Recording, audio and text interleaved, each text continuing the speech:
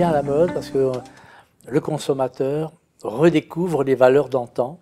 Le consommateur a faim et soif d'origine, de terroir, de produits sûrs, privilégier la qualité à la quantité.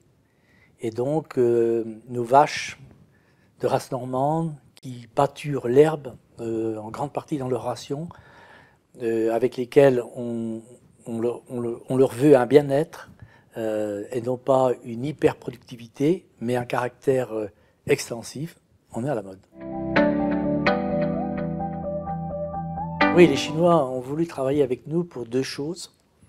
La première, le terroir, ce qu'on vient de dire. Et la deuxième, c'est vraiment un bel hasard, c'est que l'entreprise fabrique des laits infantiles.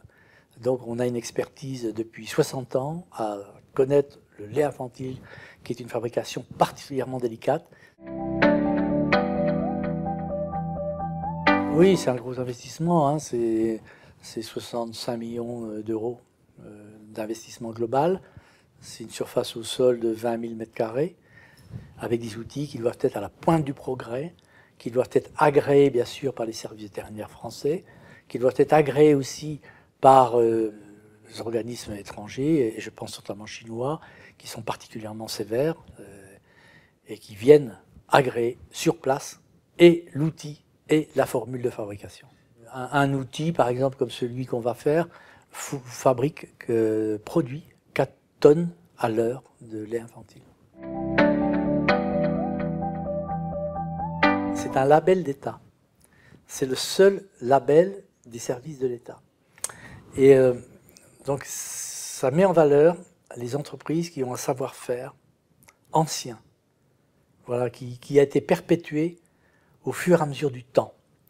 Donc, ce n'est pas seulement le savoir-faire des têtes, ce n'est pas simplement le savoir-faire épistolaire des livres, c'est le savoir-faire des mains. C'est la transmission du savoir-faire qui s'est faite de génération en génération. Dans le monde, la tradition, l'expertise, la connaissance, le patrimoine d'une façon générale, qu'il soit gastronomique ou quel que soit ce patrimoine, est revenu à la mode avec les vraies valeurs. Et aujourd'hui, on voit bien des pays, en particulier, je pense à l'Asie, qui est particulièrement attaché à toutes ces vieilles valeurs. Et nous, la France, on est un pays riche de valeurs. Et ça plaît bien. La rareté vous oblige à l'excellence. La rareté vous oblige au premium. Donc, bon, il faut s'adapter dans les circuits commerciaux. Bon, les circuits commerciaux sont multiples, les pays sont multiples, les circuits sont multiples, les produits sont multiples. Donc, à nous de gérer, mettre en valeur aussi pour arriver à un maximum de visibilité du produit. C'est un produit qu'on consomme. Il faut tartiner épais le matin.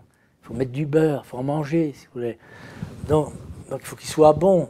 Il faut que le jour où vous en mangez, vous ayez envie d'en manger le lendemain, si vous voulez. Donc il faut provoquer la consommation.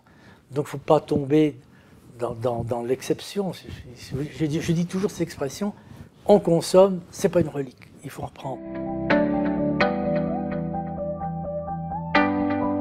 Là, si elle est bien gérée, elle permet de voir très loin parce qu'on n'a pas de problème de génération. Les problèmes de génération, ce sont uniquement les hommes, ce ne sont pas les capitaux. Que souvent, dans une entreprise uniquement capitalistique, il y a transfert du capital où il y a opéabilité. Mais si la coopération est gérée, bien sûr, si elle n'est pas bien gérée, si elle n'est pas rentable, vous allez avoir des problèmes que dans toute entreprise.